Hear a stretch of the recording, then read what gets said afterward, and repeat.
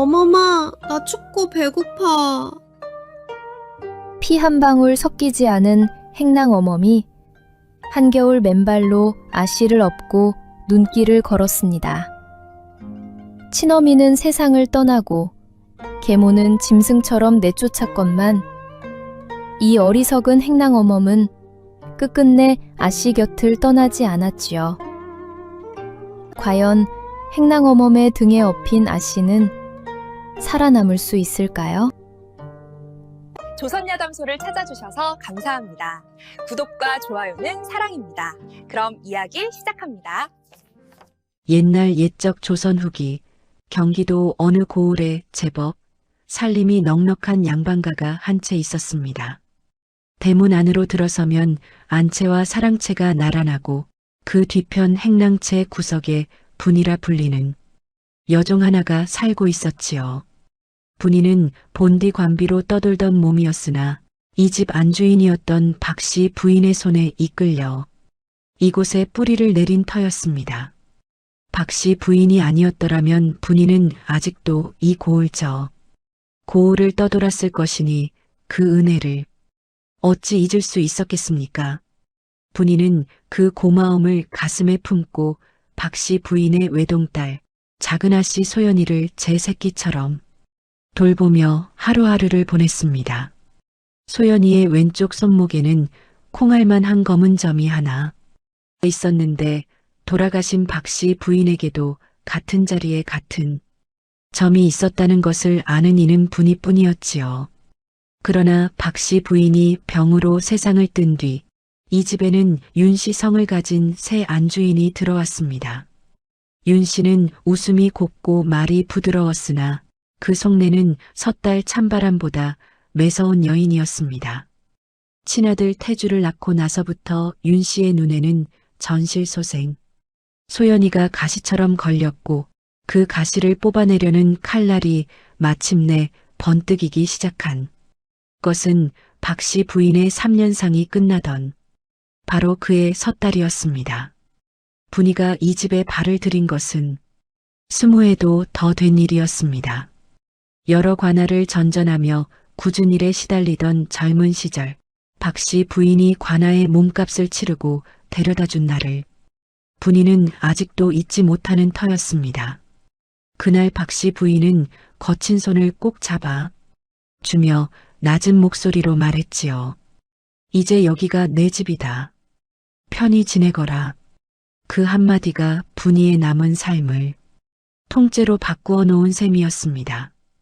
분이는 행랑채의 자리를 잡고 안채 살림을 거들며 온 정성을 다해 박씨 부인을 모셨고 소연이가 태어나던 날에는 가마솥에 미역국을 끓이느라 밤을 꼬박 지새우기도 했습니다.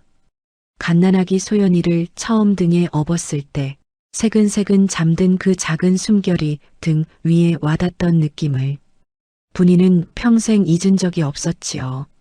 제 핏줄이 아닌 것은 분이도 알았으나 그 가벼운 무게가 이상하리만치 마음을 무겁게 붙잡아 놓는 것은 어찌할 도리가 없는 노릇이었습니다.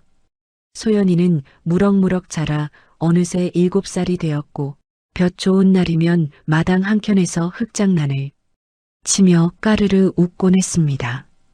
그런 날이면 늙은 누렁이가 을의 소연이 옆에 엎드려 꼬리를 흔들었는데 이게는 박씨 부인이 살아계실 적부터 안채 마루 밑에 자리를 틀고 살던 녀석이었지요. 주인을 잃은 뒤로 기운이 많이 빠졌으나 소연이가 부르기만 하면 비틀거리는 다리를 끌고서라도 달려오곤 하는 것이 영 놓아버릴 수 없는 정이 남아있는 듯 했습니다. 분이는 그런 둘을 물끄러미 바라보며 빨래를 방망이로 두드리곤 했습니다. 소연이가 누렁이 등을 쓰다듬다가 문득 고개를 들어 하늘을 올려다보는 버릇이 있었는데 그때마다 왼쪽 손목에 콩알만 한 점이 햇살에 또렷이 드러나곤 했지요. 그 점을 볼 때면 분이는 어김없이 돌아가신 박씨 부인의 얼굴이 겹쳐 보여 가슴 한켠이 시리도록 저려오는 것이었습니다. 하지만 이 집의 평온은 오래전에 금이 가기 시작한 참이었습니다. 박 씨 부인이 병석에 누운 것은 소연이가 3살 되던 봄이었고 한여름 매미 소리가 한창이던 날 끝내 눈을 감았습니다. 부인이 숨을 거두기 직전 분이의 손을 잡고 남긴 마지막 당부가 있었지요. 분이야, 소연이를 부탁한다. 내가 남긴 것이 있으니 때가 되면 알게 될 게다. 그 말이 무슨 뜻인지 분이는 아직도 온전히 알지 못했으나 부인의 눈에 고인 간절한 만큼은 뼛속 깊이 새겨두었습니다. 소연이 또한 어렴풋이 기억하는 것이 있는 듯 가끔 혼잣말처럼 어머니가 글을 남겼다고 중얼거리곤 했는데 7살 아이의 기억이 얼마나 또렷한 것인지 분이로서는 가늠하기 어려운 일이었습니다. 소상이 채 끝나기도 전에 이 집의 주인 이진사는 윤 씨, 성의 새 부인을 맞아들였습니다. 윤 씨는 본래 몰락한 양반가의 딸로 혼처를 구하기 어려운 처지에서 후처 자리에 들어온 여인이었지요. 처음에는 소연이에게도 웃는 얼굴을 보이며 아가, 일이 오렴하고 다정한 척했으나 친아들 태주가 태어나고 나서부터는 눈빛이 사뭇 달라지기 시작한 것입니다. 윤 씨가 달라진 까닭은 하나였습니다. 이 집에 가산이 적지 않았는데 전실소생 소연이가 버젓이 살아있는 한 재산의 몫이 갈라지는 것은 피할 수 없는 일이었기 때문이지요. 윤 씨는 태주에게 한 푼이라도 더 물려주고 싶었고 그 탐욕이 깊어질수록 소연이의 존재가 눈에 밟혀 견딜 수 없는 지경에 이르렀습니다. 밥상에 소연이의 수저가 놓이는 것조차 못마땅해 하더니 급기야 하인들 앞에서 대놓고 핀잔을 주기에 이르렀지요. 저 아이 밥 한 그릇이면 태주 옷감 한 자를 살 수 있거늘 쓸데없는 입이 하나 느는 셈이로구나. 분이는 그런 말을 들을 때마다 속이 타들어갔으나 종의 몸으로 안주인에게 대꾸할 수 있는 처지가 아니었기에 이를 악물고 참는 수밖에 없었습니다. 다만 제 끼니에서 한 술이라도 덜어 소연이에게 몰래 먹이는 것이 분이가 할 수 있는 전부인 터였지요. 그러던 어느 날 윤 씨가 사주쟁이를 불러들인 것이 화근이 되었습니다. 이 사주쟁이는 윤 씨의 시비 민주사댁이 데려온 자로 윤 씨의 뜻에 맞추어 입을 놀리는데 능한 인물이었지요. 사주쟁이는 소연이의 사주를 훑어보는 채 하더니 고개를 절레절레 흔들며 입을 열었습니다. 이 아이의 살이 너무 셉니다. 이 아이가 이 집에 있는 한 집안의 병과 우환이 끊이지 않을 것이옵니다.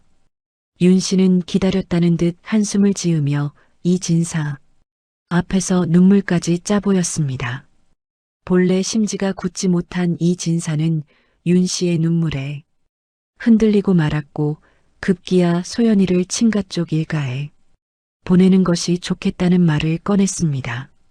그러나 박 씨 부인의 친정은 진작에 몰락하여 의탁할 곳이 없다는 것을 윤 씨는 이미 알고 있었지요.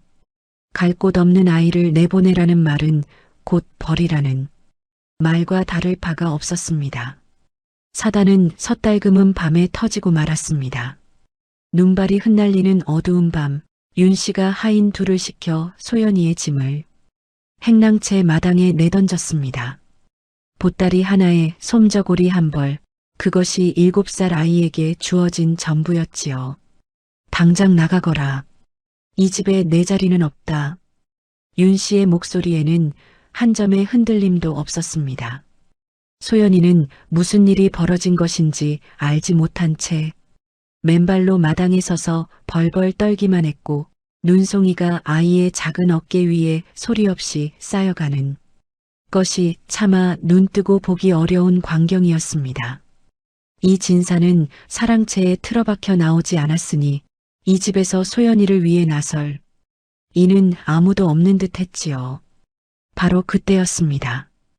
행랑채 쪽에서 허겁지겁 뛰어나온 사람이 있었으니 다름 아닌 분이었습니다. 분이는 급한 대로 보따리 하나를 챙겨 들고 제 몸에 걸친 누비 저고리 위에 소연이를 번쩍 업었습니다. 아이의 차디찬 맨발이 분이의 옆구리에 닿자 심장이 쿵 내려앉는 듯 했으나 분이는 이를 악물고 대문 쪽으로 걸음을 옮겼지요. 하인 하나가 어이없다는 듯 불렀습니다. 분이 너까지 왜 나서느냐? 안주인 뜻을 거스르면 너도 무사하지 못할 터인데. 분이는 돌아보지 않았습니다.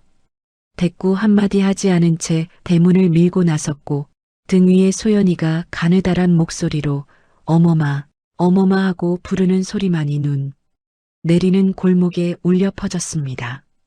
분이는 제 집신을 벗어 소연이의 맨발에 신겨주었고 맨발이 된 제 발이 눈 위를 밟을 때마다 뼈가 시리도록 아팠으나 걸음을 멈추지 않았습니다. 그때 뒤편에서 낮은 울음소리가 들려왔습니다. 고개를 돌리니 늙은 누렁이가 비틀거리는 다리를 끌며 대문 밖까지 따라 나온 참이었지요. 분이는 잠시 멈춰서서 누렁이를 내려다보았고 녀석은 축 처진 꼬리를 한번 흔들더니 분이의 앞으로 터덜터덜 걸어나가기 시작했습니다.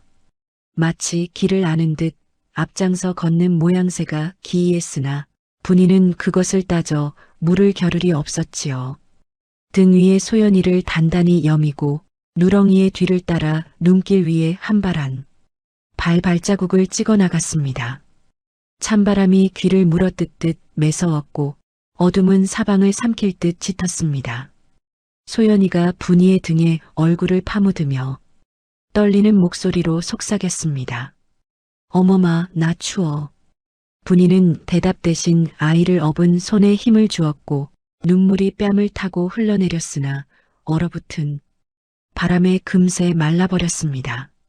갈 곳도 의지할 곳도 내일을 장담할 수도 없는 막막한 밤이었지만 분이의 발걸음만큼은 멈추지 않았습니다. 등 위에 작은 숨결이 느껴지는 한 주저앉을 수 없는 법이었기 때문이지요. 눈은 점점 거세지고 발자국은 금세 하얗게 덮여갔습니다. 분이와 소연이 그리고 늙은 누렁이 한 마리가 흰 어둠 속으로 걸어 들어가는 뒷모습이 마치 이 세상에서 가장 작고 외로운 가족처럼 보이는 밤이었습니다. 그 발자국이 어디로 향하게 될지 그때는 분이 자신도 알지 못했습니다. 그 눈길이 어디로 이어졌는지 분이 자신도 알지 못한 채 밤새 걸었습니다.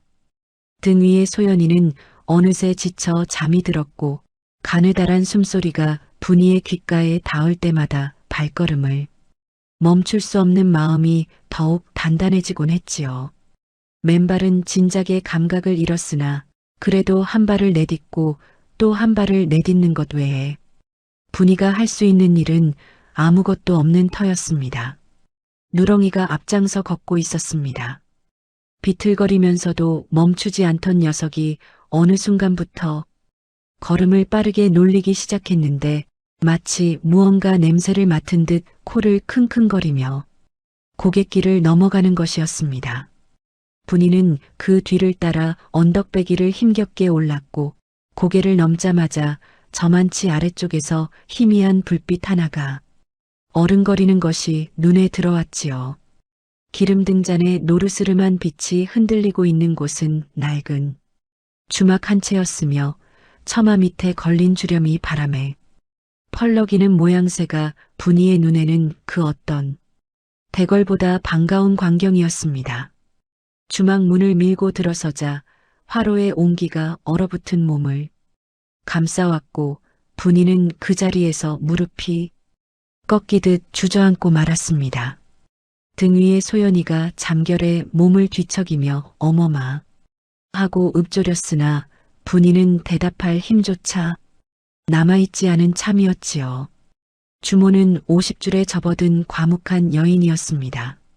한밤중에 맨발의 여종과 어린아이 그리고 늙은 개 한 마리가 들이닥친 것을 보고도 호들갑을 떨지 않았고 말없이 화로 곁자리를 내어 주며 보리죽 한 사발을 데워왔습니다. 분이는 떨리는 손으로 죽 사발을 받아들었으나 제 입에 넣지 않았고 잠에서 깬 소연이의 입에 한술 떠넣는 것을 먼저 하고 나서야 남은 국물을 홀짝였지요. 주모는 그 모습을 물끄러미 지켜보다가 낮은 목소리로 물었습니다. 아이 어미요? 분이는 고개를 저었습니다. 짧은 침묵이 흐른 뒤 주모가 다시 입을 열었지요. 사정이야 있겠지만 묻지 않겠소. 뒷간 옆에 빈 행랑방이 하나 있으니 당분간 거기서 지내시오. 삭은 일로 갚으면 돼오. 그 한마디가 분이에게는 목숨줄이나 다름없었습니다. 분이는 마루에 이마를 대고 절을 올렸고 주모는 괜히 쑥스러운 듯 고개를 돌리며 화로의 재를 뒤적였지요. 이튿날부터 분이의 하루는 달기, 울기도 전에 시작되었습니다. 개울에 나가 빨래를 하고 주막 살림을 거들며 틈이 나면 삭바느질 거리를 얻어다 기름 등잔 아래에서 바늘을 놀렸습니다. 한 땀 한 땀 꿰맬 때마다 손끝이 갈라지고 피가 배어 나왔으나 그 대가로 받는 몇 푼의 삭이 소연이의 끼니가 되는 것이니 아픈 줄을 모르는 것이 당연한 노릇이었지요. 정초가 지나고 날이 조금씩 풀리기 시작한 무렵 분이의 일과에는 한 가지 변하지 않는 것이 있었습니다. 아침마다 보리죽을 끓이면 넉넉한 쪽은 을의 소연이 앞에 놓고 제 사발에는 묽은 국물만 남기는 것이었지요. 소연이가 눈치를 채고 숟갈을 분이 쪽으로 밀어놓으면 분이는 괜한 웃음을 지으며 어머문 배가 안 고프다 하고 둘러댔습니다. 거짓말인 것을 알면서도 소연이는 더 이상 묻지 않았는데 그것이 7살 아이가 할 수 있는 유일한 배려인 것을 분이도 모르지 않았기에 그 작은 침묵이 오히려 가슴을 먹먹하게 만드는 것이었습니다. 소연이는 주막 생활에 제법 빠르게 적응해 갔습니다. 마당을 쓸기도 하고 누렁이와 함께 뒷산 양지바른 곳에 앉아 하늘을 올려다보기도 했지요. 누렁이는 주막에 자리를 잡은 뒤로 한결 기운을 되찾은 듯 소연이 곁을 한시도 떠나지 않으며 늘 발치에 엎드려 있곤 했습니다. 녀석이 소연이를 지키는 것인지 소연이가 녀석을 지키는 것인지 분간하기 어려울 만큼 둘은 늘 붙어 다녔는데 그 모습을 볼 때마다 분이는 돌아가신 박씨 부인이 남기고 간 인연의 끈이 이 늙은 개에게까지 이어져 있는 듯한 느낌을 떨치기 어려웠지요. 병고는 뜻밖의 곳에서 시작되었습니다. 주막에서 길 하나를 사이에 두고 서당이 하나 있었는데 볕이 좋은 날이면 창호지 너머로 훈장의 낭낭한 목소리가 바람을 타고 흘러왔지요. 하늘 천 따지 검을 현 누를 황 천자문을 읽는 소리가 들려올 때마다 소연이는 하던 일을 멈추고 귀를 쫑긋 세우곤 했는데 그것이 처음에는 그저 신기한 소리를 듣는 아이의 호기심 정도로 보였습니다. 그러나 며칠이 지나자 이상한 일이 벌어지기 시작한 것입니다. 소연이가 마당 한 구석에 쪼그리고 앉아 나뭇가지로 땅바닥에 글자를 쓰고 있었는데 분이가 무심코 들여다보니 천자문의 글귀가 또렷하게 적혀 있는 것이었지요. 서당에 발을 들인 적도 누구에게 배운 적도 없는 아이가 귀로 들은 것만으로 글자를 알아맞히고 있었으니 분이는 입이 떡 벌어져 한동안 말을 잇지 못했습니다. 소연아, 이걸 누가 가르쳐 주었느냐? 소연이는 고개를 갸웃거리며 대답했습니다. 아무도 안 가르쳐 줬어요. 들으면 그냥 알겠는걸요. 어머마, 이 글자는 뭐라고 읽어요? 분이는 글을 몰랐습니다. 글을 몰랐기에 대답할 수가 없었고 그 사실이 이상하리만치 부끄럽게 느껴지는 순간이기도 했지요. 제가 알려줄 수 없는 것을 이 아이에게 어떻게 채워 줄 수 있을 것인가, 그 막막함이 가슴에 돌멩이처럼 내려앉는 것이었습니다. 그 소문은 주모의 입을 통해 퍼져나갔습니다. 주모가 서당 훈장에게 이 이야기를 전했고 반신반의하며 찾아온 훈장이 소연이를 시험해 본 것이지요. 훈장은 천자문 앞부분을 읊어보라 했고 소연이는 서당에서 들려오던 대목을 줄줄 외워나가다가 중간에 막히면 잠시 눈을 감았다가 다시 이어나갔습니다. 훈장의 눈이 점점 커지더니 이내 무릎을 치며 감탄을 터뜨렸지요. 이것 참, 이 아이 범상치 않소. 한번 들은 것을 이토록 또렷이 외우다니 타고난 자질이 남다르오.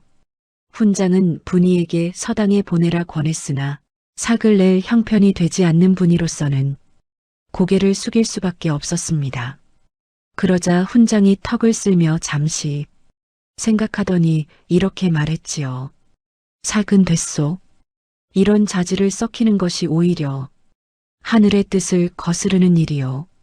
다만 조건이 하나 있는데 서당 아이들의 먹과 벼르를 닦는 일을 이 아이가 해 준다면 그것으로 충분하오. 분이는 마루에 엎드려 절을 올리고 또 올렸습니다.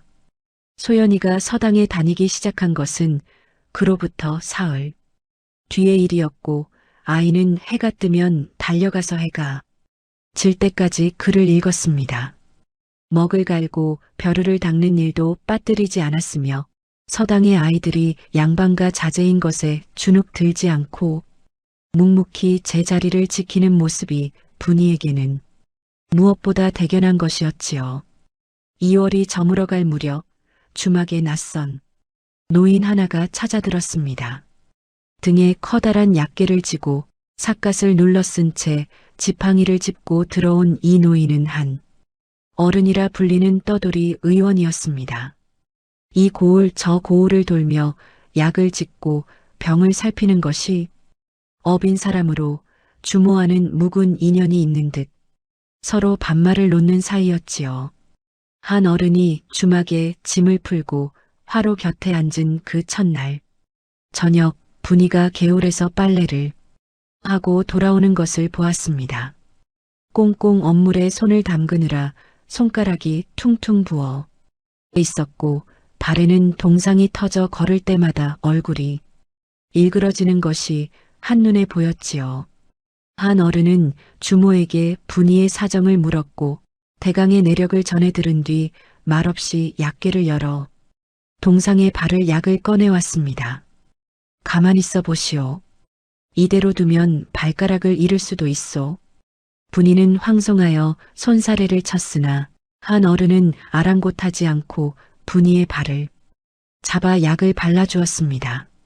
거칠고 갈라진 발을 남에게 보이는 것이 쑥스러워 분이는 고개를 돌렸고 한 어른은 묵묵히 약을 바르다가 문득 고개를 들어 방 안쪽을 바라보았지요. 소연이가 기름 등잔 아래에서 나뭇가지로 마루바닥에 글자를 연습하고 있었는데 왼쪽 손목이 등잔불에 드러나는 순간 한 어른의 손이 잠깐 멈추었습니다.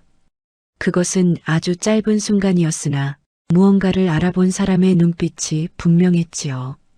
그러나 한 어른은 아무 말도 하지 않았고 이내 시선을 거두어 약 바르는 일을 마저 끝냈습니다. 그날 밤 한 어른이 약계를 정리하는 것을 분이가 멀리서 보았습니다. 노인은 약봉지들 사이에서 헝겊에 곱게 싼 작은 물건 하나를 꺼내 들었는데 그것을 잠시 손바닥 위에 올려놓고 물끄러미 바라보다가 다시 조심스럽게 싸서 괴짝 깊숙이 넣어두는 것이었습니다. 무엇인지는 알 수 없었으나 그것을 다루는 노인의 손길이 무척이나 조심스러운 것만은 분명했지요. 봄 기운이 슬슬 돋기 시작한 3월 초 소연이의 글 읽는 소리가 주막 마당에까지 들려오곤 했습니다. 분이는 빨래를 널다가 그 소리에 귀를 기울이곤 했는데 알아들을 수 없는 글귀였으나 또랑또랑한 아이의 목소리가 바람을 타고 흘러올 때면 가슴속에서 뭔가 뜨거운 것이 차오르는 것을 느꼈지요. 그를 모르는 자신이 이 아이에게 해줄 수 있는 것이 고작 죽 한 그릇뿐이라는 사실이 서글프면서도 그 죽 한 그릇이 이 아이를 여기까지 데려온 것이라 생각하면 헛된 일은 아니었다는 위안이 되기도 하는 것이었습니다. 한 어른은 보름쯤 머무르다 떠날 채비를 했습니다. 떠나기 전날 저녁 분이에게 약 몇 첩을 싸주며 담담하게 말했지요. 동상약이요. 내년 겨울에도 쓸 일이 있을 터이니 잘 간수하시오. 그리고 문지방을 나서다가 한번 뒤를 돌아보았습니다. 소연이가 마당에서 누렁이 옆에 앉아 땅바닥에 글자를 쓰고 있었고 그 모습을 지켜보는 한 어른의 눈가에 잠깐 이슬 같은 것이 맺히는 듯 했으나 그것이 눈물이었는지 봄바람 탓이었는지는 아무도 알 수 없었지요. 누렁이가 한 어른의 뒤를 한참 동안 바라보다가 낮게 한번 울었습니다. 그 울음이 작별인지 인사인지 분이는 알 도리가 없었으나 녀석의 눈빛이 유독 깊어 보이는 것만은 이상한 일이었습니다. 봄볕이 주막 마당에 한가득 쏟아지던 그 오후 소연이가 서당에서 돌아오며 환한 얼굴로 분이에게 달려왔습니다. 어머마, 오늘 훈장님이 칭찬해줬어요. 나 이제 천자문 다 뗐대요. 분이는 아이를 안아 올리며 웃었고 그 웃음 속에는 기쁨과 안도와 그리고 이 아이의 앞길에 무엇이 기다리고 있을지 알 수 없는 아득한 두려움이 함께 섞여 있었습니다. 소연이의 작은 손이 분이의 목을 감았을 때 거칠게 갈라진 분이의 손등 위로 봄볕이 따스하게 내려앉았지요. 하지만 이 작은 평화가 얼마나 더 이어질 수 있을 것인지 그때는 분이도 소연이도 알지 못하는 일이었습니다. 먼 고을에서 불어오는 바람 속에 무엇이 실려오고 있는지 아직은 아무도 눈치채지 못한 채 봄은 조용히 깊어져 가고 있었습니다. 그의 봄은 유난히 따사로웠습니다. 주막 앞 개울가에 버들개지가 하얗게 피어오르고 뒷산 양지 쪽에는 진달래가 고운 빛을 머금기 시작한 참이었지요. 소연이는 서당에서 돌아오면 을의 누렁이와 함께 개울가에 앉아 그날 배운 글귀를 되뇌곤 했는데 그 또랑또랑한 목소리가 물소리에 섞여 주막까지 흘러들 때면 분이의 얼굴에도 잠깐이나마 웃음이 번지곤 했습니다. 서당의 훈장은 소연이의 재주를 아끼는 마음이 남달랐던지 틈만 나면 주모에게 칭찬을 늘어놓곤 했지요. 저 아이가 천자문을 뗀 지 한 달도 안 되어 벌써 소학에 들어갔소. 양반과 자제들도 이 속도를 따라잡기 어려울 터인데 참으로 하늘이 내린 재주라 하지 않을 수 없소. 훈장의 칭찬은 서당 아이들의 입을 타고 마을로 퍼졌고 마을 사람들은 장터에서 이 이야기를 안주 삼아 떠들기 시작했습니다. 어느 주막에 쫓겨난 양반댁 아씨가 하나 있는데 글재주가 보통이 아니라더라. 소문이란 것이 원래 발이 빠른 법이어서 보름이 지나자 이웃 고을 장터에까지 이 이야기가 흘러 들어간 것은 어쩌면 당연한 일이었지요. 하필 그 이웃 고을 장터에 민주사댁이 있었습니다. 민주사댁은 윤 씨의 시비로 사주쟁이를 데려다 소연이를 내쫓는데 한 몫을 단단히 한 여인이었지요. 장터에서 포목을 고르다가 무심코 들은 소문에 귀가 번쩍 뜨인 것은 쫓겨난 양반댁 아씨라는 대목이었습니다. 세상에 쫓겨난 양반댁 아씨가 어디 하나뿐이겠느냐마는 7살짜리 아이를 행랑어멈이 업고 다닌다더라는 대목에 이르자 민주사댁의 얼굴이 사색으로 변하고 말았지요. 그날로 민주사댁은 윤 씨에게 달려갔습니다. 소식을 전해 들은 윤 씨의 반응은 차가운 우물물보다 서늘했습니다. 그것들이 아직 살아있다니. 윤 씨는 한동안 말이 없었으나 이내 입가에 매서운 웃음을 띠며 괴를 짜기 시작했습니다. 소연이가 살아있다는 것만으로도 거슬리는 일인데 서당에 다니며 소문까지 나고 있다니 그대로 두었다가는 뒷날 화근이 될 수 있다는 계산이 머릿속을 빠르게 돌아간 것이지요. 그러나 아이를 직접 해치는 것은 위험이 너무 컸기에 윤 씨는 다른 수를 택했습니다. 아이를 돌보는 행랑어멈 분이를 먼저 제거하면 7살 아이는 저절로 무너질 것이라는 잔인한 판단이었지요. 윤 씨는 민주사댁을 불러앉히고 낮은 목소리로 지시했습니다. 그년이 도망칠 때 안채에서 은장도와 비단을 훔쳐 달아났다고 관아에 고하거라. 물증이 필요할 터이니 이것을 가져가서 그년의 짐에 슬쩍 넣어두어라. 윤 씨가 내민 것은 작은 비단 조각이었습니다. 안채에 있던 비단의 한 귀퉁이를 잘라낸 것으로 나머지 비단은 윤 씨가 고스란히 쥐고 있으니 관아에서 대조하면 맞아떨어질 수밖에 없는 교묘한 수였지요. 민주사댁은 고개를 끄덕이며 비단 조각을 품에 넣었고 이튿날 새벽 주막을 향해 길을 나섰습니다. 주막에 도착한 민주사댁은 곧바로 분이를 찾아가지 않았습니다. 먼저 주막에 손님인 채 하며 하룻밤을 묵었고 분이가 개울에 빨래를 하러 간 틈을 노려 행랑방에 몰래 들어갔지요.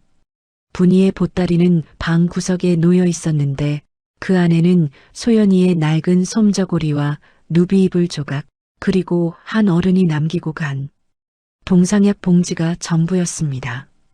민주사댁은 보따리 밑바닥에 비단 조각을 밀어넣고는 아무 일 없었다는 듯 주막을 나서서 곧장 관아로 향했습니다. 그로부터 사흘 뒤 주막 앞에 포졸 둘이 나타났습니다. 분이는 마당에서 빨래를 널고 있었고 소연이는 서당에서 돌아와 누렁이 옆에 앉아 글자를 쓰는 참이었지요. 갑자기 대문이 거칠게 열리더니 포졸들이 성큼성큼 들어왔고 선두에 서서 손가락질을 하는 것은 다름 아닌 민주사댁이었습니다. 전현이요. 전현이 우리 댁 은장도와 비단을 훔쳐 달아난 도적이요. 분이는 뒤통수를 맞은 듯 멍하니 서 있었습니다. 무슨 소리인지 알아들을 수 없었기에 말이 나오지 않았고 포졸이 보따리를 뒤지기 시작한 것은 분이가 입을 열기도 전의 일이었지요.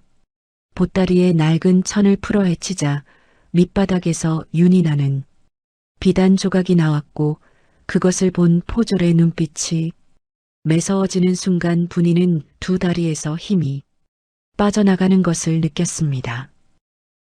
이것은 제 것이 아닙니다. 저는 이런 것을 넣은 적이 없사옵니다. 분이가 울먹이며 호소했으나 포졸은 들은 채도 하지 않았습니다. 물증이 나온 이상 잡아들이는 것이 당연한 수순이었고 분이의 두 팔을 뒤로 비틀어 포승줄을 감기 시작했지요. 바로 그때 소연이가 달려왔습니다.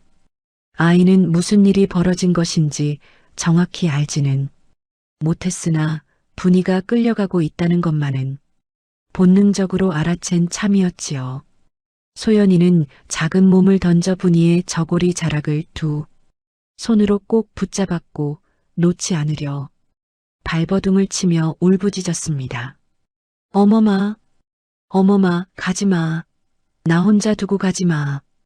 포졸이 아이를 떼어내려 했으나 소연이는 악착같이 매달렸고 결국 포졸이 거친 손으로 아이를 밀쳐내자 분이의 누비 저고리가 찢어지는 소리가 마당에 울려 퍼졌습니다. 아이의 손에는 찢겨나간 저고리 조각 하나가 남았고 나머지 한쪽은 분이의 등에 너덜거리며 걸려 있었지요. 소연이는 땅바닥에 쓰러진 채 그 조각을 가슴에 끌어안고 울었으며 분이는 고개를 돌려 소연이를 바라보았으나 입을 열 수가 없었습니다. 무어라 한마디를 해주고 싶었으나 목이 메어 소리가 나오지 않았기에 다만 눈으로 아이를 한번 바라보는 것이 분이가 할 수 있는 전부인 것이었습니다. 포졸에게 끌려가는 분이의 뒷모습이 대문 밖으로 사라지자 주막 마당에는 소연이의 울음소리만이 남았습니다. 누렁이가 소연이 곁으로 다가와 축 처진 꼬리로 아이의 무릎을 툭툭 건드렸으나 아이는 찢어진 저고리 조각을 놓지 않은 채 한참 동안 울음을 그치지 못했지요.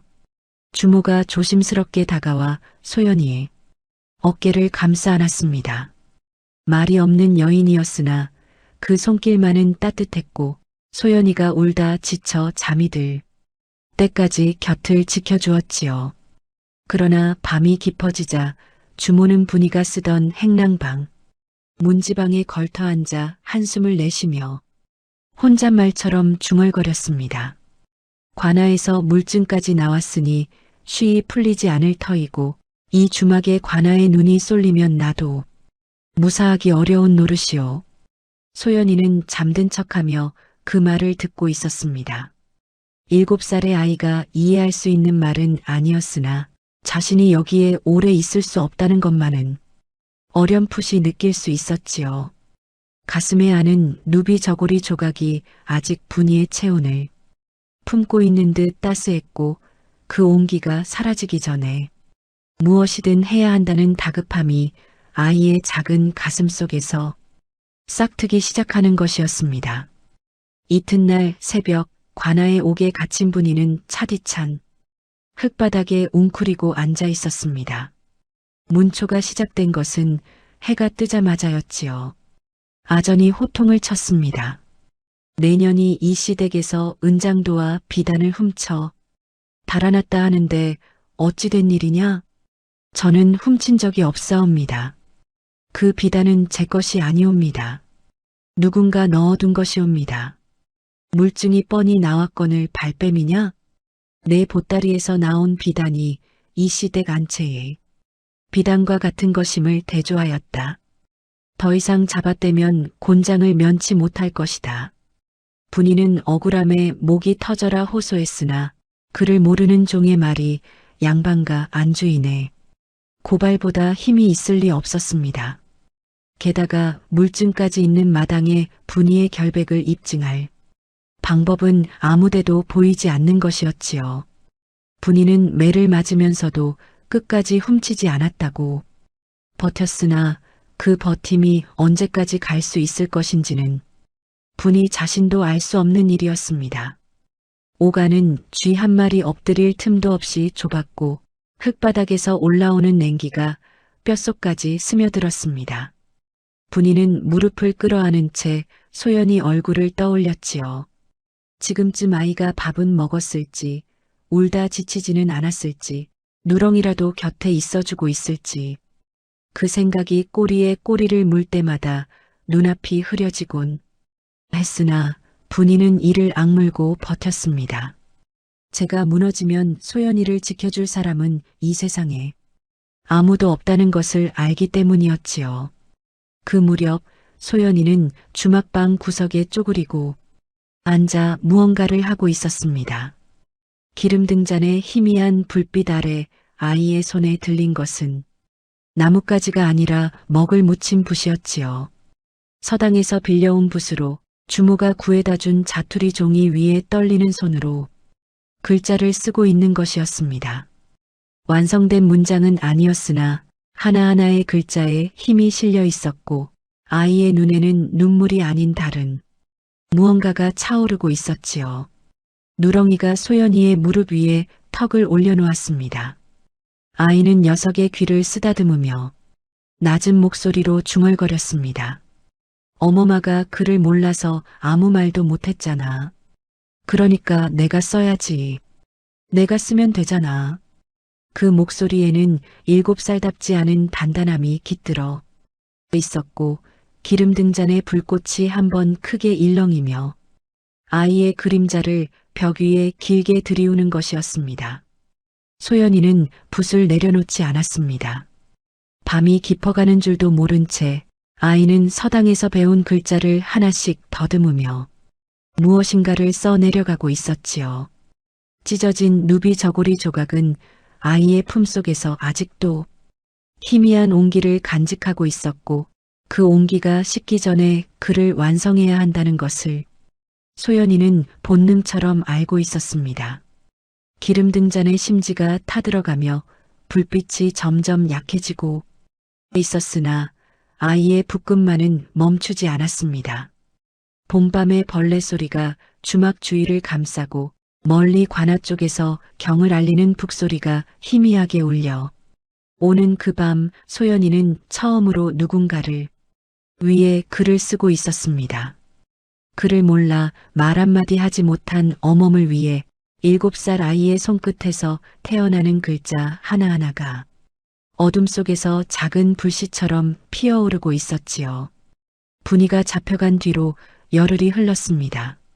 소연이는 낮에는 서당에 가서 글을 배우고 밤이면 주막 행랑방에서 기름 등잔을 켜놓고 붓을 들었지요. 서당에서 배운 글자만으로는 가슴에 담긴 말을 모두 옮겨 적기가 어려웠기에 아이는 여러 번 쓰고 지우고를 되풀이했으며 종이가 모자라면 마루바닥에 물을 묻혀 연습하기를 밤이 이슥해질 때까지 멈추지 않았습니다. 훈장이 이 사실을 알게 된 것은 사흘째 되던 날이었지요.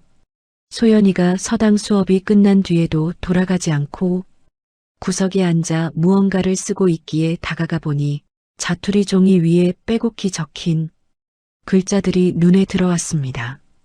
글씨는 삐뚤빼뚤했으나 한자 한자에 담긴 힘이 예사롭지 않았고 훈장은 그것을 읽어 내려가다가 한참 동안 말을 잇지 못했지요. 이것이 내 어멈의 억울함을 호소하는 글이냐? 소연이는 고개를 끄덕이며 입을 열었습니다. 어머마는 글을 몰라서 아무 말도 못했어요. 그래서 제가 쓰려고 하는데 어떻게 써야 사또 나리가 읽어주실지 모르겠어요. 훈장은 아이의 눈을 한참 들여다보았습니다. 7살 아이의 눈에 고인 것은 눈물이 아니라 반드시 해내겠다는 단단한 빛이었지요. 훈장은 붓을 들어 종이 한 장을 펼치며 말했습니다.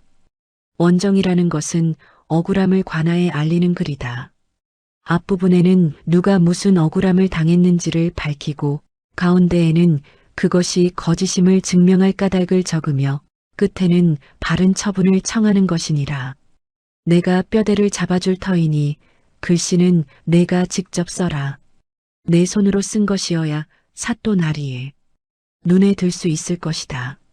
소연이는 고개를 깊이 숙여 절을 올린 뒤 훈장이 불러주는 문장의 뼈대 위에 제 말을 한자 채워넣기 시작했습니다.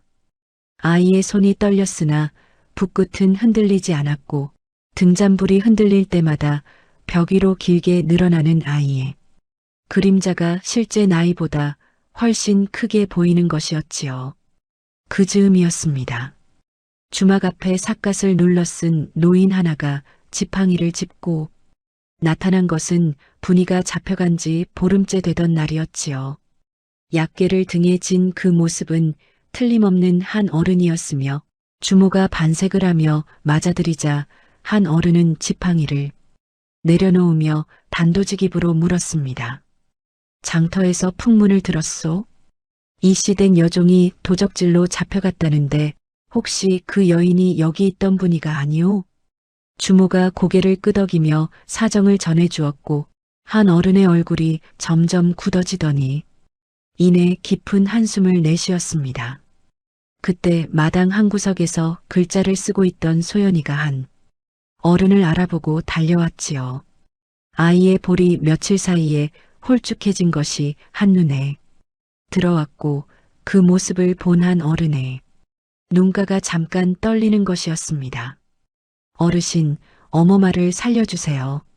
소연이가 한 어른의 손을 붙잡으며 애원하듯 말했을 때 한 어른은 아이의 왼쪽 손목을 가만히 내려다보았습니다. 콩알만한 검은 점이 또렷이 보였고 한 어른은 그것을 한참 동안 바라보다가 천천히 입을 열었지요. 아가, 내 어머니, 그러니까 돌아가신 박씨 부인의 손목에도 같은 자리에 같은 점이 있었다는 것을 아느냐? 소연이의 눈이 크게 떠졌습니다. 아이는 제 손목을 내려다보다가 다시 한 어른을 올려다보았고 한 어른은 품에서 헝겊에 쌓인 작은 물건을 꺼내었지요. 헝겊을 조심스럽게 풀자 그 안에서 나온 것은 푸른빛이 감도는 옥비녀 하나였으며 비녀의 안쪽을 등잔불에 비추자 박씨 소령이라는 각인이 가늘게 새겨져 있는 것이 보였습니다. 이것은 내 어머니의 것이다. 부인께서 병환이 깊어지셨을 때 내가 약을 지어드리러 다니던 인연으로 이 비녀를 맡기시며 이르셨지. 때가 되면 내 딸에게 전해달라고. 소연이는 옥비녀를 두 손으로 받아들었고 차가운 옥의 감촉이 손바닥에 닿자 코끝이 시큰해지며 눈물이 차올랐으나 꾹 참았습니다. 울 때가 아니라는 것을 아이는 알고 있었지요. 한 어른은 이어서 말했습니다. 부인께서 또 한 가지 말씀하신 것이 있소.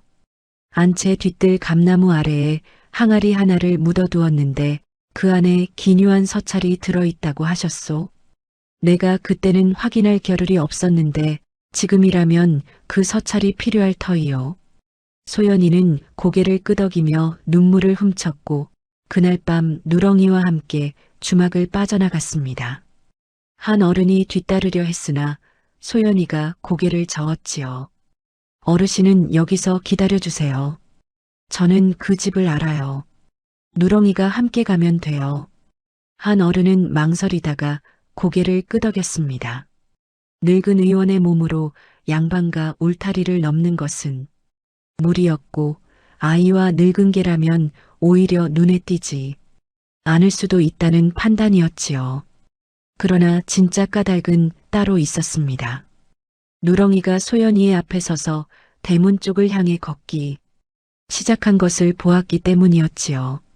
녀석의 걸음에는 늙은 개답지 않은 확신이 담겨 있었고 한 어른은 그 모습을 보며 짐승이 길을 아는 법도 있는 것이오라고 중얼거렸을 뿐이었습니다. 이 시대까지는 한나절 걸음이었습니다. 소연이는 새벽이 오기 전에 도착해야 했기에 밤새 걸었고 누렁이는 어둠 속에서도 길을 놓치지 않으며 아이를 이끌었지요. 날이 밝기 직전 소연이는 이시댁 뒤편 담장 아래에 도착했습니다. 담이 높았으나 담장 모서리에 쌓인 돌무더기를 딛고 올라갈 수 있었고 누렁이는 담 밖에서 낮은 소리로 울며 기다렸지요. 뒤뜰에 들어선 소연이는 어둠 속에서 감나무를 찾았습니다. 감나무는 하나뿐이었고 그 아래 흙이 주변보다 약간 부풀어 있는 곳을 손으로 파기 시작했지요.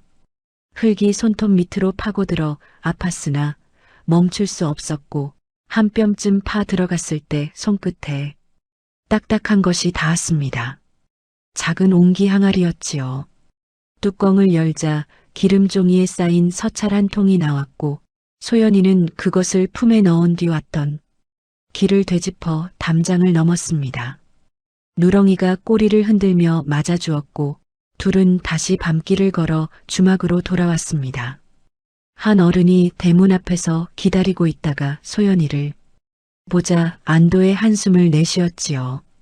서찰을 펼쳐본 한 어른의 얼굴이 점점 달아올랐고 이내 탁자를 손바닥으로 내려치며 말했습니다. 이것이 바로 박씨 부인의 유언 서찰이요. 가산의 절반은 소연 아씨에게 돌아가야 한다는 것과 아이의 양육을 행랑 어머분이에게 부탁한다는 내용이 또렷이 적혀 있소. 이것이면 사또 나리도 외면하지 못할 것이요. 소연이는 그날 밤 원정의 마지막 문장을 완성했습니다. 훈장이 잡아준 뼈대 위에 아이의 말이 채워진 그 글은 글자가 서투르고 문장이 거칠었으나 한자한 자의 억울함과 간절함이 새겨져 있어 읽는 이의 가슴을 저미게 하는 힘이 있었지요. 이튿날 아침 소연이는 한 어른과 함께 관아로 향했습니다. 한 어른이 대리인으로 원정의 수리를 청했고 관아의 아전은 처음에 콧방귀를 귀며 거들떠보지도 않았지요. 7살 아이가 쓴 원정이라니 세상에 이런 우스운 일이 어디 있소? 그러나 한 어른이 서찰과 옥비녀를 함께 내밀자 아전의 표정이 달라졌습니다.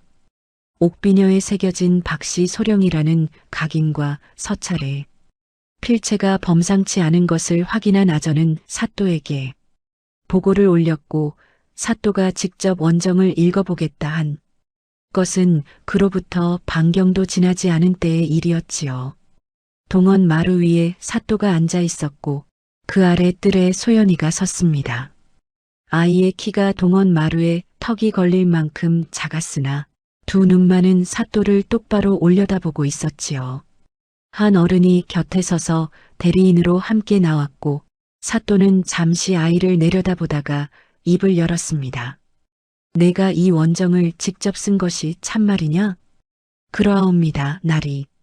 7살이 원정을 쓰다니 기특하구나. 읽어보거라.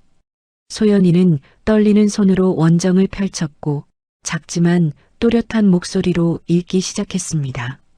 소녀 이소연은 이시댁 전실소생으로 친어머니 박씨 부인이 세상을 뜬 뒤 계모 윤씨에게 쫓겨나 행랑 어멈 분이와 함께 떠돌고 있사옵니다. 분이는 소녀를 업고 눈길을 걸은 사람이옵니다. 제 집신을 벗어 소녀의 맨발에 신겨준 사람이옵니다. 제 밥을 굶어가며 소녀를 먹인 사람이옵니다. 동원뜰에 모인 아전들의 눈이 커지기 시작했고 사또의 표정도 점점 달라지는 것이었지요. 그러한 분이가 은장도와 비단을 훔쳤다 하오나 분이의 보따리에는 소녀의 낡은 솜저고리와 누비이불, 조각 그리고 의원 어른이 주신 동상약 봉지가 전부였사옵니다. 은장도는 끝내 나오지 않았고 비단 조각만이 보따리 밑바닥에서 나왔사온데 이는 누군가가 넣어둔 것이 분명하옵니다. 사또가 고개를 끄덕이며 물었습니다. 은장도가 나오지 않았다는 것은 사실이냐? 형방이 문서를 확인하더니 고개를 끄덕였지요. 그러하옵니다. 고발장에는 은장도와 비단을 훔쳤다 하였으나 수색시 은장도는 발견되지 않았사옵니다. 비단 조각만 나왔사옵니다. 소연이는 이어서 읽었습니다. 소녀의 친어머니 박씨 부인께서 유언 서찰을 남기셨사옵니다.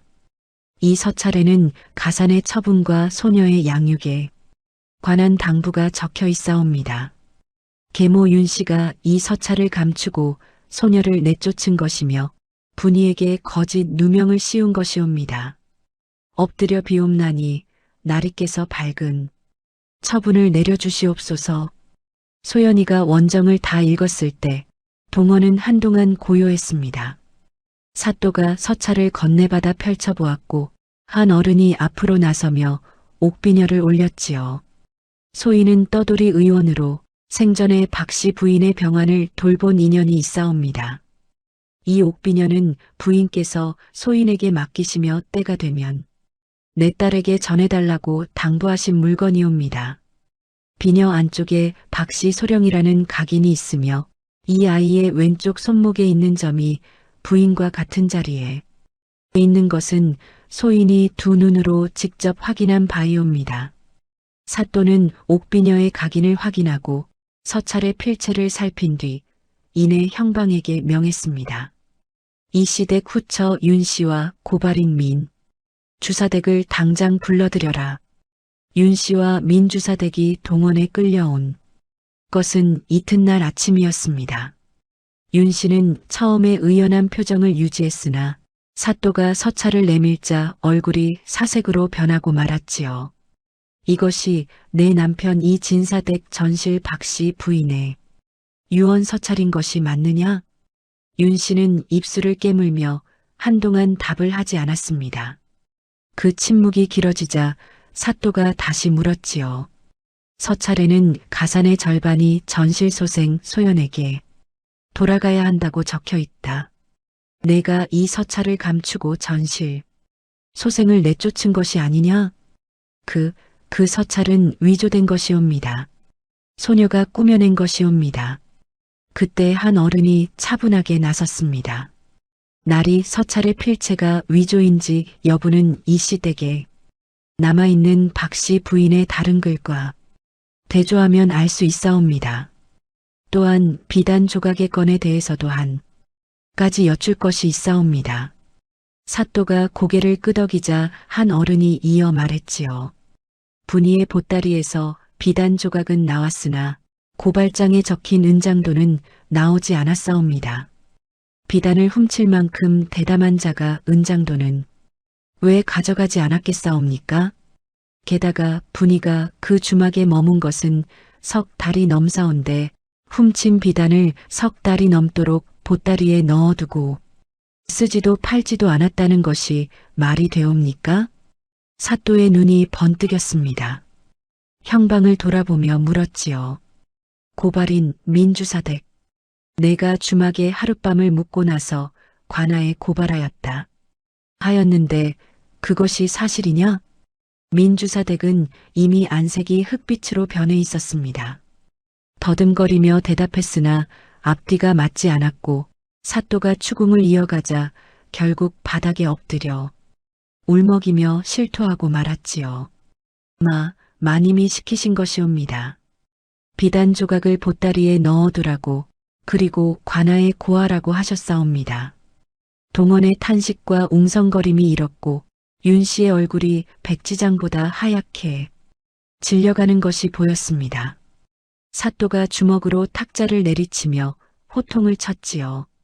전실소생을 내쫓고 유언 서찰을 감추었을 뿐 아니라 무고한 종에게 거짓 누명까지 씌우다니 이것이 사람의 도리냐? 윤 씨는 바닥에 무릎을 꿇은 채 고개를 숙였으나 끝내 입을 열지 않았고 사또는 처분을 내렸습니다. 분의를 즉시 풀어주어라. 윤 씨와 민주사댁은 무고죄로 다스릴 것이며 박 씨 부인의 유언 서찰에 따라 가산을 바르게 처분하도록 하라. 옥문이 열린 것은 그날 해가 기울 무렵이었습니다. 분이는 보름 넘게 차디찬 옥바닥에서 버틴 탓에 다리가 제대로 서지 않았고 포졸이 부축해 주어야 겨우 걸을 수 있는 지경이었지요.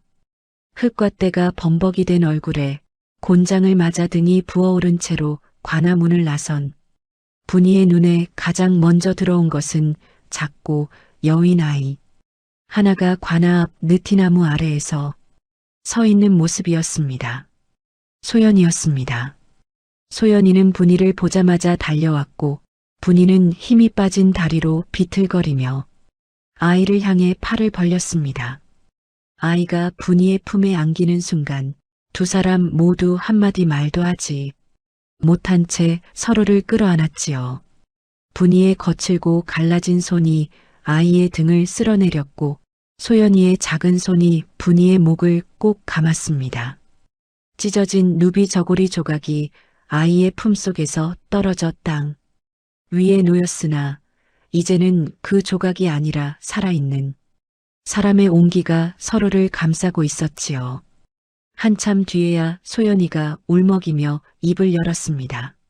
어머마, 내가 글을 썼어. 어머마가 글을 몰라서 아무 말도 못했으니까 내가 대신 써서 사또 나리한테 드렸어. 분이는 아이의 얼굴을 두 손으로 감싸 쥐고 한동안 바라보았습니다. 대답 대신 눈물이 쏟아졌고 그 눈물이 아이의 볼 위로 떨어졌지요. 분이는 말을 잇지 못한 채 아이를 다시 끌어안았으며 소연이도 분이의 가슴에 얼굴을 묻고 한참을 울었습니다. 느티나무 아래에서 누렁이가 꼬리를 흔들며 두 사람의 발치에 엎드렸고 5월의 늦은 햇살이 새 식구의 어깨 위로 길게 드리워지는 것이었습니다. 한 어른은 조금 떨어진 곳에서 그 모습을 지켜보다가 삿갓으로 얼굴을 가리고 소리 없이 눈물을 훔쳤지요. 길고 긴 봄이 그렇게 지나가고 있었습니다. 관아 앞 느티나무에 매미가 울기 시작하면 여름이 올 터였고 그 여름이 지나면 이 작은 가족에게도 새로운 계절이 찾아올 터였지요. 그러나 그것은 아직 먼 이야기였고 지금 이 순간만큼은 서로의 온기를 확인하는 것으로 충분한 것이었습니다. 그날 이후 분이와 소연이의 삶은 완전히 달라지기 시작했습니다. 사또의 처분이 내려진 뒤 형방이 직접 이 씨댁에 가산을 대조하고 분할하는 때에는 보름 남짓한 시일이 걸렸지요. 박 씨 부인의 유언 서찰에 적힌 대로 가산의 절반이 전실소생 소연이의 몫으로 확정되었고 윤 씨와 민주사 댁은 무고죄로 관아에서 곤장을 맞은 뒤 고을 밖으로 쫓겨나는 처분을 받았습니다. 이 진사는 사또 앞에 불려나와 한참 동안 고개를 들지 못했으며 소연이를 보자 무릎을 꿇고 말했지요. 소연아, 이 아비가 못난 탓이다. 용서해다오. 소연이는 아버지의 얼굴을 한동안 바라보다가 작은 목소리로 대답했습니다. 아버지, 저는 어머마와 함께 살겠습니다. 그 한마디에 이 진사의 눈에서 눈물이 떨어졌으나 소연이는 더 이상 말을 보태지 않았지요. 이 진사가 자신을 위해 한 번이라도 대문을 열고 나와 준 적이 있었던가, 그 물음에 아이는 이미 스스로 답을 내린 참이었습니다. 피를 나눈 아버지보다 피 한 방울 섞이지 않은 행랑 어멈의 등이 더 따뜻했다는 것을 7살 아이가 온몸으로 알아버린 뒤였으니 그것을 되돌릴 수 있는 말은 이 세상 어디에도 없는 노릇이었지요. 소연이는 이 시댁으로 돌아가지 않았습니다. 돌아가는 대신 분이와 함께 지내온 주막 근처 마을 어귀에 작은 초가 한 채를 마련했지요. 가산에서 돌아온 몫의 일부로 장만한 그 집은 방두 칸에 부엌 하나가 달린 소박한 살림이었으나 분이와 소연이에게는 그 어떤 양반가의 안채보다 넉넉한 보금자리였습니다. 처마 밑에는 누렁이가 자리를 틀었고 마당에는 주모가 나누어준 무씨와 배추 모종이 심어졌으며 방 안한켠에는 소연이의 붓과 먹과 벼루가 가지런히 놓여 있었지요. 이사를 한 첫날 저녁 분이는 아궁이에 불을 지피고 가마솥에 쌀밥을 지었습니다. 보리죽이 아닌 쌀밥을 짓는 것은 주막을 나온 뒤로 처음이었지요. 뚜껑을 열자 하얀 김이 모락모락 올라왔고 그 김 사이로 구수한 밥 냄새가 부엌을 가득 채웠습니다. 분이는 밥을 퍼서 소연이 앞에 놓고 제 사발에도 수북이 담으려다가 오랜 습관처럼 제 몫을 줄이려는 손이 잠깐 멈추었지요. 소연이가 그것을 보았는지 분이의 사발을 가만히 밀어놓으며 말했습니다. 어머마, 이제는 같이 먹어요. 어머마 사발에도 꼭 같이 담아요. 분이는 웃으며 고개를 끄덕였으나 그 웃음 뒤에서 눈물이 차오르는 것은 어쩔 수가 없었지요. 함께 밥을 먹는 것, 그 당연하고 소박한 일이 이토록 가슴이 벅찬 것이 될 줄은 분이도 몰랐던 것입니다. 며칠 뒤 소연이가 분이를 마루에 앉힌 뒤 무릎을 꿇고 무언가를 내밀었습니다. 접혀있는 종이 한 장이었지요. 분이는 그를 몰랐기에 그것이 무엇인지 알지 못했고 소연이가 또렷한 목소리로 읽어주었습니다. 이 문서로서 여종 분이를 양인으로 방면하며 이후 그 누구의 종도 아닌 자유로운 몸임을 밝힙니다. 분이는 종이를 받아들었으나 글자를 읽을 수 없었고 다만 그 종이 위에 적힌 먹글씨가 소연이의 손에서 나온 것이라는 사실만은 알 수 있었지요. 아이의 글씨는 아직 삐뚤빼뚤했으나 한 획 한 획에 정성이 담겨 있었고 그 옆에는 한 어른이 후견인으로서 찍은 수결이 나란히 놓여 있었습니다. 어머마, 이제 누구의 종도 아니에요. 소연이의 목소리가 떨렸고 분이의 손도 떨렸습니다. 분이는 그 종이를 가슴에 안은 채 한동안 아무 말도 하지 못했지요. 20해가 넘도록 종의 몸으로 살아온 세월이 한꺼번에 밀려오는 것 같기도 했고 그 세월 속에서 자신을 사람으로 대해준 박씨 부인의 얼굴이 눈앞에 아른거리기도 했습니다. 분이는 고개를 숙이고 한참을 울었으며 소연이는 분이의 무릎 앞에 앉아 거칠게 갈라진 손을 두 손으로 감싸 쥐었지요. 어머마, 소연이가 불렀습니다. 저는 앞으로 어머마를 어머니라고 부르고 싶어요. 분이는 고개를 들어 아이의 얼굴을 바라보았습니다. 이 아이를 처음 등에 업었던 날, 새근새근 잠든 그 작은 숨결이 등 위에 닿던 느낌이 갑자기 손바닥 위에 되살아나는 듯 했지요. 피 한 방울 섞이지 않은 아이였으나 그 아이를 업고 눈길을 걷고 제 밥을 굶어가며 죽 한 그릇을 먹이고 제 집신을 벗어 맨발에 신겨주던 날들이 쌓이고 쌓여 어느새 피보다 진한 무엇이 두 사람 사이에 뿌리를 내린 것이었습니다. 그래, 그러렴. 분이의 대답은 짧았으나 그 두 마디 안에 20해 넘는 세월의 무게가 고스란히 담겨 있었지요. 소연이가 분이의 품에 안겼고 분이는 아이의 머리를 쓰다듬으며 소리 없이 울었습니다. 마루 밑에서 누렁이가 꼬리를 흔들며 두 사람을 올려다보았고 여름을 앞둔 바람이 처마 끝에서 풍경 소리를 울리듯 살랑거리는 것이었지요. 그 뒤로 분이는 주막의 주모에게 찾아가 깊이 절을 올렸습니다. 한겨울밤 맨발로 찾아든 자신과 아이를 거두어준 은혜를 갚겠다 했으나 주모는 고개를 저으며 말했지요. 갚을 것 없소? 내가 한 일이라고는 빈 방 하나 내어준 것뿐이요. 그 방에서 아이를 지켜낸 것은 당신이요. 분이는 또 한 번 절을 올렸고 주모는 여전히 쑥스러운 듯 화로히 재를 뒤적이며 고개를 돌렸지요. 서당의 훈장에게도 찾아가 감사를 전했으며 훈장은 소연이의 앞길이 멀고도 넓을 것이라며 서당의 문은 언제나 열려 있다고 했습니다. 한 어른은 소연이에게 옥비녀를 되돌려주며 말했지요. 이것은 내 어머니가 남긴 것이니 내가 간직해야 하는 것이다. 언젠가 내 딸에게 물려줄 날이 올 것이다. 소연이는 옥비녀를 가슴에 품으며 고개를 숙였고 한 어른은 약계를 등에 지고 또다시 떠돌이 길을 떠났습니다. 떠나는 뒷모습을 바라보며 누렁이가 낮게 한번 울었는데 이번에는 작별이 아니라 감사의 울음인 듯 했지요. 세월이 흘렀습니다.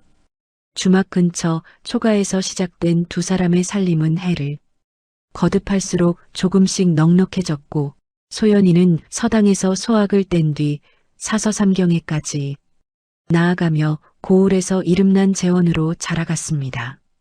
15이 된 소연이의 글솜씨는 사또조차 감탄할 만큼 빼어났으며 고을의 양반가에서 서찰 대피를 부탁하는 일이 잦아질 정도였지요. 그 대가로 들어오는 삭이 적지 않았으나 소연이는 그 삭의 절반을 서당에 보태어 가난한 아이들도 글을 배울 수 있게 하였으니 훈장은 이를 두고 박씨 부인의 덕이 딸에게까지 이어진 것이라며 눈시울을 붉히곤 했습니다. 분이는 더 이상 삭바느질을 하지 않아도 되는 몸이 되었으나 오랜 습관처럼 새벽이면 일어나 아궁이에 불을 지피고 소연이의 아침을 차려놓곤 했습니다. 거칠게 갈라진 손은 세월이 흘러도 부드러워지지 않았고 동상의 흔적이 남은 발은 겨울이면 여전히 시렸지만 그 손으로 밥을 짓고 그 발로 마당을 쓸 수 있다는 것만으로 분이는 만족하는 사람이었지요.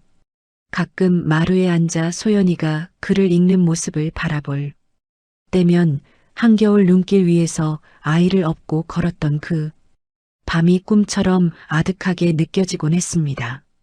맨발이 시려 울고 싶었으나 울 수 없었던 그 밤, 등 위에서 어머마, 나 추워라고 속삭이던 가느다란 목소리가 귓가에 되살아날 때면 분이는 어김없이 가슴이 뜨거워지곤 했지요. 누렁이는 해가 갈수록 걸음이 느려졌으나 소연이의 발치를 떠나는 법이 없었습니다.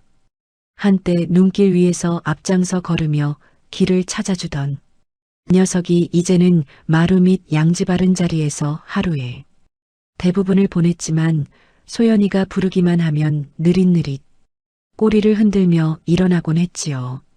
박씨 부인이 남기고 간 마지막 인연의 끈이 이 늙은 개의 몸을 빌려 소연이를 지켜온 것인지 아니면 그저 한 짐승에 변치 않는 충심이었는지는 알 수 없는 일이었으나 녀석이 곁에 있는 것만으로 소연이의 얼굴에 웃음이 번지는 것은 분명한 사실이었습니다.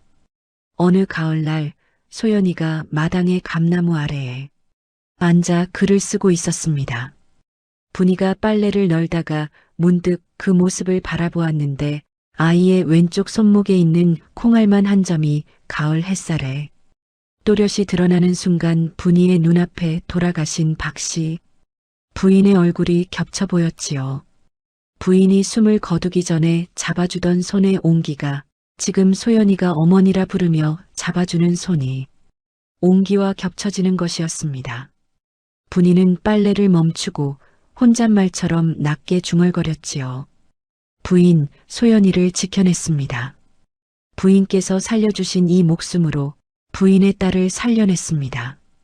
그 말이 바람에 실려 어디론가 흘러갔고 감나무 잎이 한 장 소리 없이 떨어져 소연이의 무릎 위에 내려앉았습니다. 소연이가 고개를 들어 분이를 바라보며 웃었고 분이도 웃었지요. 그 웃음 사이에 오간 것은 말이 아니라 20해 넘게 쌓아온 기른 정의 무게였으며 그것은 피로도 신분으로도 재산으로도 잴 수 없는 것이었습니다. 옛말에 낳은 정보다 기른 정이라 하였습니다. 피 한 방울 섞이지 않았으되 한겨울 맨발로 눈길을 걸으며 제 집신을 벗어 신겨 주고 제 밥을 굶어가며 죽 한 그릇을 떠먹이고 억울한 누명 앞에서 글 한자 쓸 줄 모르면서도 이를 악물고 버텨낸 그 마음이야말로 이 세상에서 가장 깊은 사랑이 아니었겠습니까? 행랑 어멈의 등에 엎여 울던 아이가 자라서 그 어멈을 종의 굴레에서 풀어주고 어머니라 부르게 된 것은 뿌린 대로 거두는 하늘의 이치가 사람의 마음 속에서도 어김없이 이루어진다는 것을 보여주는 일이었지요. 제 한 몸 돌보기도 버거운 세상에서 남의 아이를 위해 모든 것을 내어준 어리석은 행랑 어멈의 이야기가 오랜 세월이 지나도록 이 고을 저 고을에 전해져 내려온 까닭은 그 어리석음이야말로 사람이 사람에게 베풀 수 있는 가장 고귀한 것이기 때문이었습니다. 경기도 어느 고을 초가 한 채에서 시작된 이 작은 가족의 이야기는 세월이 흘러도 마을 사람들의 입에서 입으로 전해졌고 감나무 아래에서 글을 읽는 소연이의 목소리와 빨래를 널며 그 소리에 귀를 기울이는 분이의 뒷모습은 오래도록 사람들의 가슴에 따뜻한 울림을 남겼다 하옵니다. 오늘 이야기 마음에 깊은 울림이 있으셨는지요? 구독과 좋아요로 소중한 인연이 이어졌으면 합니다. 여러분의 따뜻한 마음에 가슴 뭉클한 사연으로 정성껏 보답하겠습니다. 지금 어느 지역에서 함께하고 계신지 편하게 댓글로 말씀 주시면 감사한 마음 담아 반갑게 인사 올리겠습니다. 댁내에 늘 평안이 깃들길 바라며 지금까지 조선야담소였습니다. 감사합니다.